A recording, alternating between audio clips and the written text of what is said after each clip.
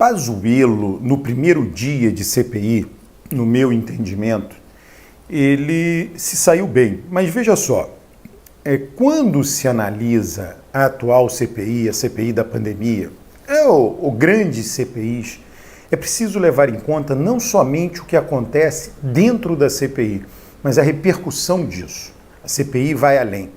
Então, no primeiro dia do depoimento de Pazuello, se nós olharmos friamente, praticamente somente o senador Renan Calheiros fez pergunta. Os outros senadores entraram, mas não na vez deles, né? Não na parte deles da arguição. Então foi um dia de um senador só. Na realidade foi isso, um senador só fazendo perguntas. E a impressão que se teve, a impressão que eu tive, que todo mundo teve, é que Renan Calheiros se saiu pior ou não se preparou o tanto quanto se preparou Pazuello. Né? Renan Calheiros tem uma grande assessoria, ele não se preparou o suficiente, porque ele não pegou Pazuello. Isso quando a gente olha só a CPI. Tá? Mas se você olhar, por exemplo, o que aconteceu no Jornal Nacional de ontem, ou seja, do dia do depoimento de Pazuello, do primeiro dia do depoimento, foi um massacre.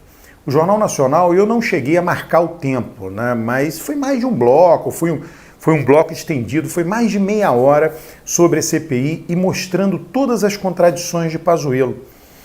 Né? E aí eu vou trazer para você aqui, em primeira mão, né, um dado qualitativo, de pesquisa qualitativa.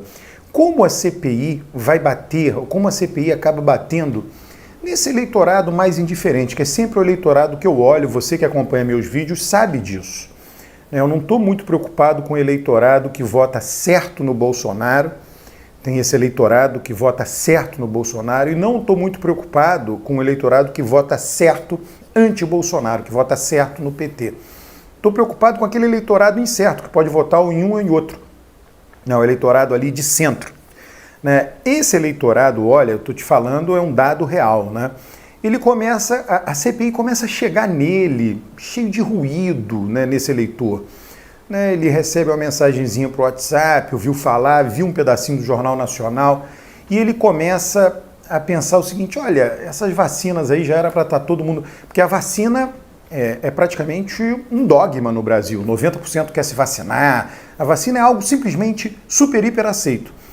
Então não se discute se vai vacinar ou não. Talvez um grupo de 10% da população super, hiper ideológico, né, seja contra a vacinação ou acabe não indo se vacinar, não é isso? Isso é irrelevante do ponto de vista da opinião pública. O fato é que essa CPI começa a chegar nos ouvidos desse eleitor de centro, ele começa a dizer, olha, tá rolando um negócio aí, uma CPI, né, e a gente já teria sido vacinado se não fosse Bolsonaro. O Bolsonaro fez corpo mole. Bolsonaro incentivou medicamentos aí que não curam, né, e até pioram a situação. Então chega dessa maneira. Né? Então este papel a CPI vem cumprindo. Né? Isso é um fato, isso eu detectei por meio de pesquisa. Esse papel a CPI vem cumprindo. Então, independentemente do desempenho de Renan e Pazuello, né, independentemente disso, agora, quando você olha o todo, né, a cobertura da mídia, o Jornal Nacional, durante a CPI, se você entrar nos portais de notícia, é assim que funciona a mídia. Né? Nenhuma CPI é a favor do governo, não existe CPI a favor do governo, toda CPI é contra o governo. E a mídia vai cobrir na CPI o que for escandaloso, o que for absurdo. Ela não vai dizer, olha, Pazuello se saiu melhor tecnicamente do que Renan, não vai dizer isso. Né? A mídia vai bater bumbo, falar coisas escandalosas. Pazuello mentiu, ele dizia uma coisa no passado e dizia outra. Isso aconteceria em qualquer governo, né? Está acontecendo agora. Quando você olha o todo, né, do que aconteceu, do que vem acontecendo na CPI, você vai ver isso, todo o que eu digo, o que acontece na CPI e a repercussão na mídia, o que acontece na CPI e a repercussão na mídia. Isso está batendo no eleitorado, está batendo negativamente. Isso dura quanto tempo? Enquanto durar a CPI. É o que a literatura de ciência política chama efeito de mídia. O efeito de mídia dura enquanto tiver a mídia. Exemplo concreto, Mensalão 2005.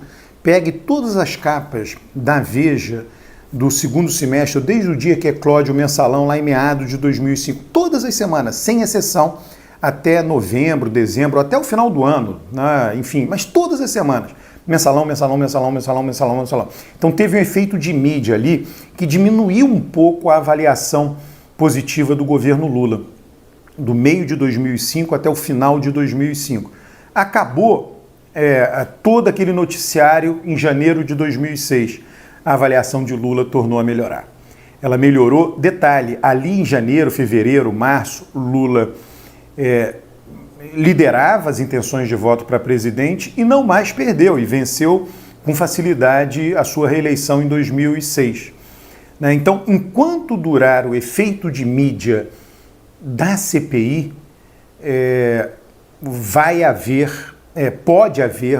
uma depressão, uma diminuição da popularidade de Bolsonaro. A CPI foi marcada para durar 90 dias, é possível que ela seja prorrogada, a gente não sabe, né? Mais 90 dias, a gente não sabe, pode ir até o final do ano. Não duvido que isso aconteça.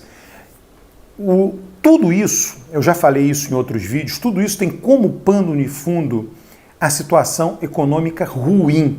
A popularidade de Lula piorou no segundo semestre de 2005, piorou, mas o pano de fundo era bom, né? Então não piorou muito.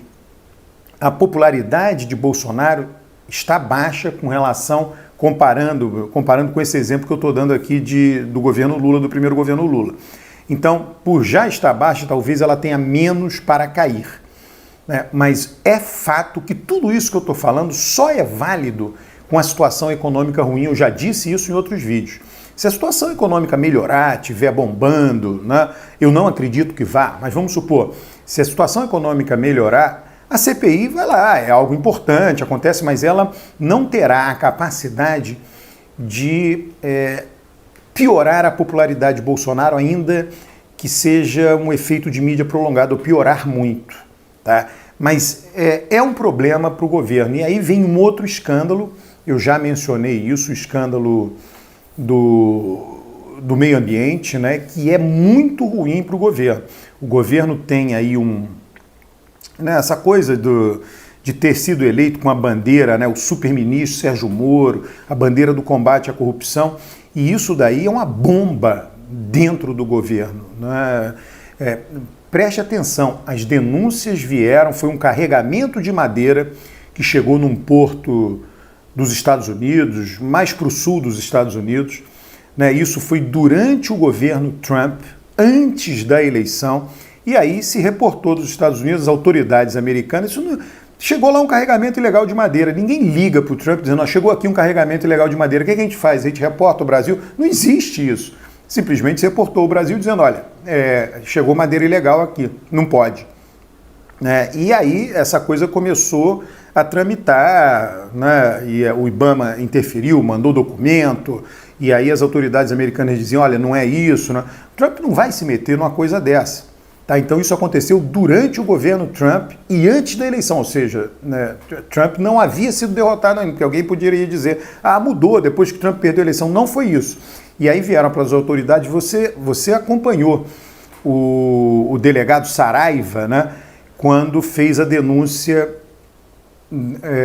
da apreensão ilegal de madeira ilegal no Pará, né? E aí ele foi removido do cargo que ele ocupava. Ele é um delegado de carreira, ele não pode ser demitido da PF, mas ele foi removido do cargo que ele ocupava. Ele já sabia que isso ia acontecer, né? Ele já sabia que isso estava acontecendo. Então, isso tudo atinge muito fortemente o governo. A denúncia lá do Ministério da Saúde, durante a pandemia, fazer licitações absolutamente desnecessárias para reformar o que não era necessário, ou seja, o próprio cara que licitou, a pessoa responsável pela licitação, esteve numa entrevista, numa audiência, e disse que não havia dinheiro para reativar leitos de UTI. No mesmo momento que ele disse isso, ele estava licitando praticamente 30 milhões em reformas no Rio de Janeiro. Então, tudo isso foi anulado, tá? Não estava licitando, perdão, é sem licitação por conta da pandemia. Então, tudo isso foi anulado, mas está lá. Vai caindo e vai chegando no eleitorado, e vai desgastando o governo. E Bolsonaro vai perdendo apoios preciosos, né? É fato, tá? Então, esse é um balanço que eu faço hoje do primeiro dia do depoimento de Pazuello. Um grande abraço, inscreva-se no canal, curta os vídeos, comente os vídeos, traga mais gente para esse canal que é de análise política.